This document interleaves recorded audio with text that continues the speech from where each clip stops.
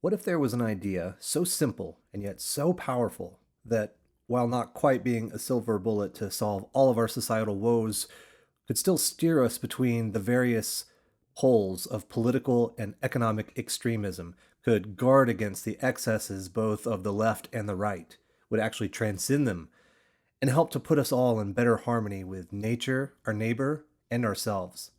Sound too good to be true? There's only one way to find out for sure, and that's to put it into practice. But first, I should probably explain what it is.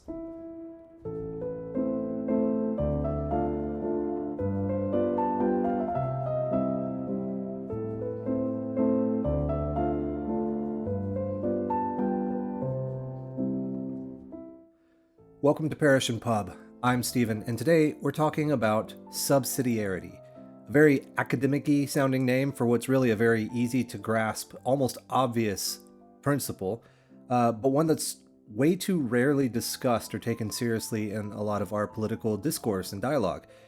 The name subsidiarity ultimately comes from the Latin word subsidium, meaning a help or an aid.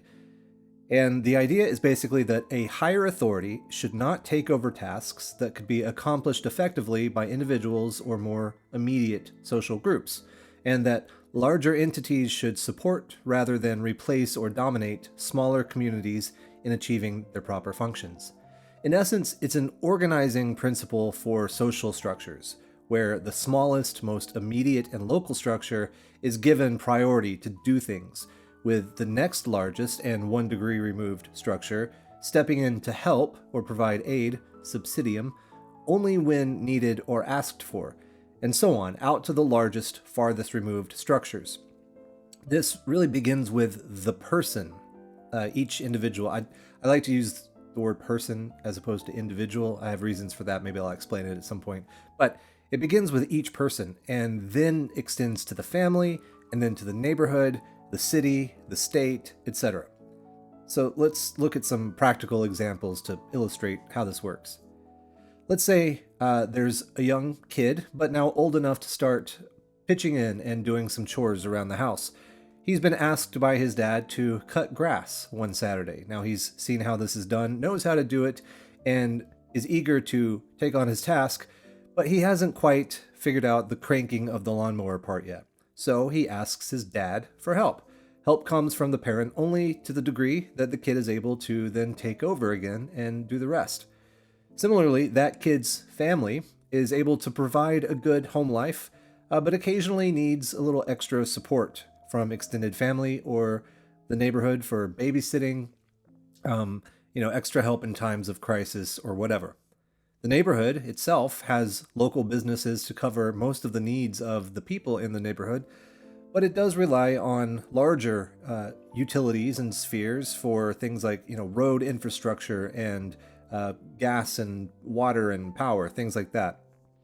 And those structures themselves are largely self-sufficient, but do occasionally require higher authorities to mediate disputes between counties and manage larger geographical resources like water sources and to preserve important ecosystems, things like that.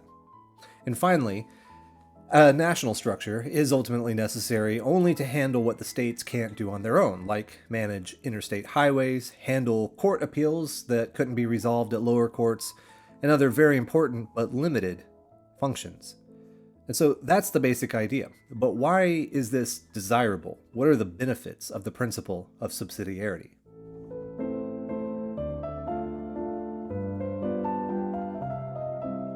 On the whole, the principle of subsidiarity respects freedom, personal freedom, promotes initiative, and fosters a sense of responsibility within smaller communities. It also ensures that interventions by higher authorities are aimed at empowerment rather than control. It encourages persons and communities to take responsibility for their own lives and decisions, and affirms the ability of people to contribute to the common good through their own unique gifts. It has an implicitly high respect for human dignity, which is why various Christian traditions have actually held up subsidiarity as an ideal for our social organization.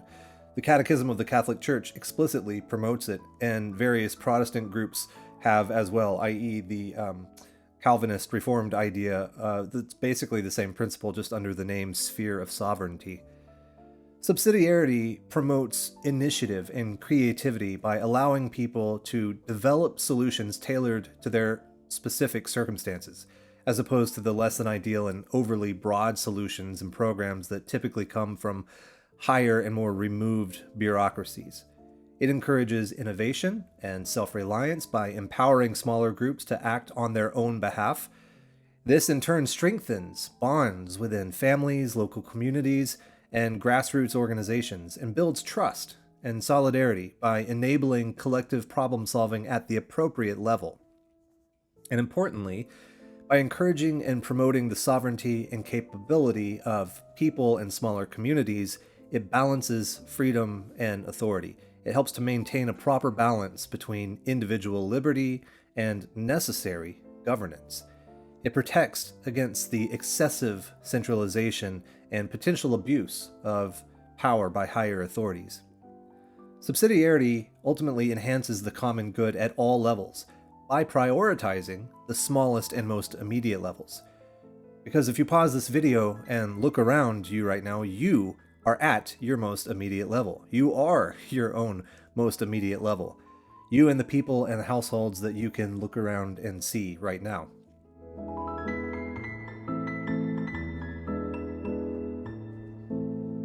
Imagine a narrow path following the ridgeline of a steep hill.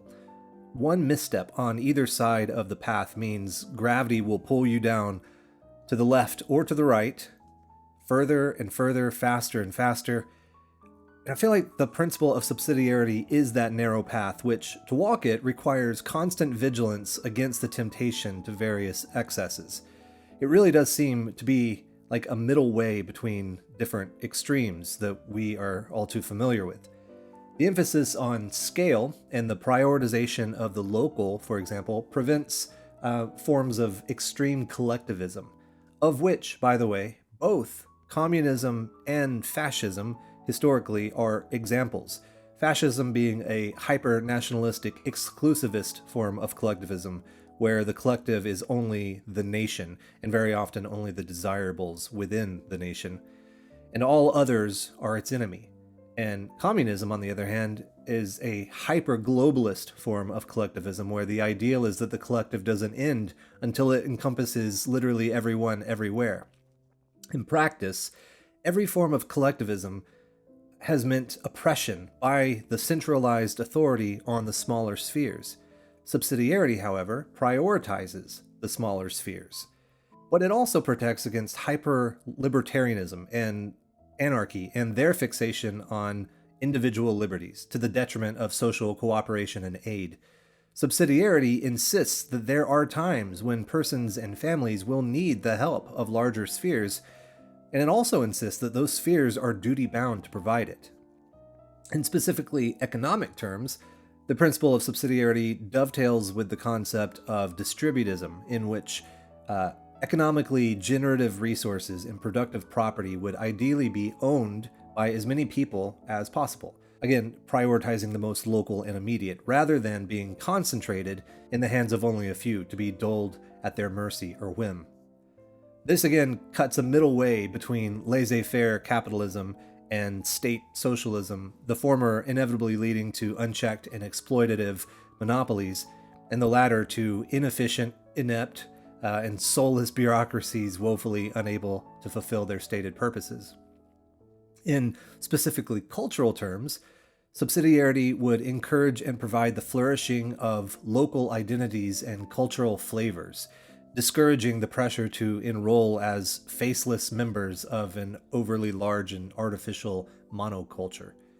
This contributes to personal happiness and a sense of belonging, I think, and fosters local pride and cohesion, but it also would ideally prevent the forming of cultural ghettos and silos by reminding each and every locale that they are participating in larger spheres also, and that they should work cooperatively with neighboring locales and regions rather than being separatist or adversarial.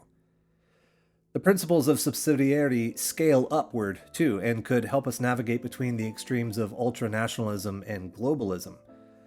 Because at the heart of subsidiarity is the Christian notion of ordo amoris, the proper ordering of our loves which in plain language means that we have a duty to love everyone, every single person on the planet, but that because of our natural limitations, there is a proper ordering of our responsibility to each. This begins with ourselves, as a proper care for self is necessary just to keep ourselves in good working order so that we can care for others. The next sphere of responsibility would be to our immediate family, and then to those immediately around us in the most need.